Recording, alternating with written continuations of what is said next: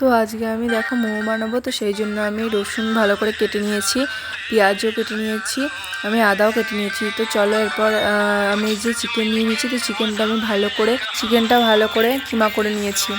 তো দেখো এরপর আমি কড়াইটাকে চাপিয়ে দিয়েছি। তো কড়াইটা আমি চাপিয়ে দিয়েছি, তারপর আমি গ্যাসটাকে অন করে দিয়েছি।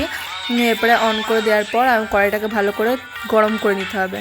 তো কড়াইটা গরম করা হয়ে গেলে আমি এর ভিতরে তেল দিয়ে দেবো, তেলটাকেও ভালো করে গরম করে নিতে হবে। তেলটা গরম যখন হয়ে যাবে তখন আমি এর ভিতরে পেঁয়াজ দেবো। তো তেলটাকে ভালো করে গরম করতে হবে, নাহলে এখানে লেগে যাওয়ার সম্ভাবনা থাকবে। তো দেখো এরপর আমি এর ভিতরে যতক্ষণ তেলটা গরম হচ্ছে তখন আমি আদা রসুন গ্রেট করে নিয়েছি এবং পেঁয়াজটাকেও ভালো করে আমি ছোটো ছোটো করে কেটে নিয়েছি। তো এরপর তেলটা আমার যেহেতু গরম হয়ে গেছে, আমি সেহেতু তেলটার ভেতরে আমি পেঁয়াজগুলো দিয়ে দিচ্ছি। তো পেঁয়াজটা দিয়ে আমি তেল ভালো করে ভেজে নেব। তো পেঁয়াজটাকে আমি 2 থেকে 3 মিনিট ভালো করে ভাজবো। তো তার মধ্যে আমি নুন দিয়ে দিচ্ছি, তাহলে নুন দিয়ে দিলে একটু তাড়াতাড়ি ভাজা হয়ে যাবে। এরপর আমি নুন দিয়ে এটাকে ভালো করে হালকা করে ভেজে নেবো, যে এরকম লাল লাল করে ভেজে নেবো। যখন এরকম লাল লাল হয়ে যাবে তো তখন আমি এর ভিতরে আদাটা যে গ্রেট করে রেখেছিলাম সেই আদাটা আমি এর ভিতরে দিয়ে দেবো। তো আদাটা আমি ভালো করে মিক্সড করব। তো আদাটা ভালো করে মিক্সড করে যখন আদাটাও আমি প্রায় 3 থেকে 4 মিনিট ধরে ভাজবো। তো আদাটা ভালো করে ভাজা হয়ে গেলে তো আমি যে এখানে যেই রসুনটা গ্রেট করে রেখেছিলাম সেই রসুনটা আমি এখানে দিয়ে দেবো। তো রসুনটাও আমি দিয়ে দিয়েছি। তো রসুনটা এবারে ভালো করে ভাজতে থাকবো, আমি রসুনটা ভালো করে ভেজে নেব।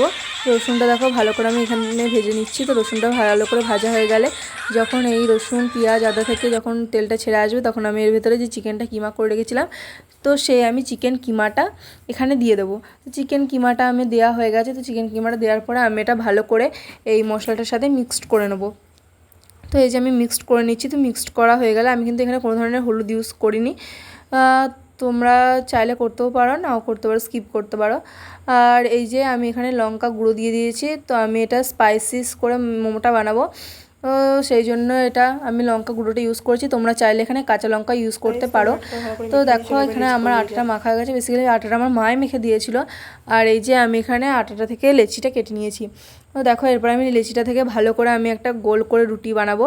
তো রুটিটা খুব না হবে পাতলা, না হবে খুব মোটা। তো আমি নর্মাল ভালো যেমনি করে রুটি বেলে, তো আমি সেরকমভাবে রুটিটা বেলে নেব। দেখো আমি রুটিটা বেলে নিচ্ছি। রুটিটা বেলা হয়ে গেলে তো আমি এখান থেকে একটা গ্লাস নেব। তো গ্লাস নিয়ে আমি এই রুটিটাকে ভালো করে তো শেপ করে কেটে নেব, গোল গোল করে কেটে নেব। তো চলো দেখো কীভাবে আমি কাটি, তোমাদেরকে সবটাই দেখাবো। তো আমি গ্লাস নিয়ে নিয়েছি। তো গ্লাস নিয়ে আমি এই যে কেটে নিচ্ছি। তো দেখো গ্লাস দিয়ে আমি কাটছি, তো কত সুন্দর গোল হয়েছে।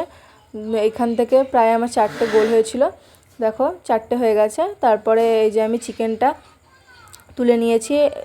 তারপর হচ্ছে চিকেন তোলা হয়ে গেছে। তো এরপরে দেখো আমি মোমোর এই যে আমার সমস্ত লেচিগুলোও বেলা হয়ে গেছে।